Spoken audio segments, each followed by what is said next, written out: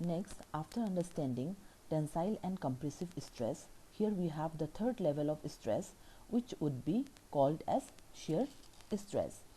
For shear stress, let's understand the diagram first. Here in this diagram, we have two plates which are connected with the help of a pin, or we can say it's a rebate. So this is the cross section of the upper plate, and similarly we have a cross section for the lower plate. Now the load will be tangential.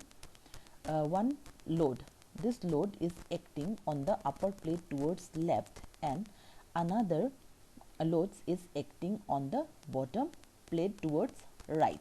Now because of the action of these two opposite forces, there are chances of this plate to get slide. Here one plate will move towards moves towards a left direction, and another plate will try to move towards right directions, and because of that this pin will break at the junction. This is the junction. So therefore the shear stress can be defined as, it is the stress which is produced in a member when the load is tangentially to the cross sectional area, and it is denoted by the term tau or Fs. Fs is nothing but the shear stress. Now suppose in case of three plate connections like this, here I am applying a load on the upper plate towards left, and a load on the lower plate that is also towards left, and the load on the middle plate that is towards right.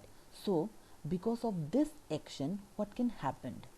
Previously we saw that there were two plates and shear was formed at the junction, but in this case we are having three plates, and in this case this pin will break into three parts, and the shear will form in this part of the bolt and this part of the bolt. So that's why this is also known as double shear.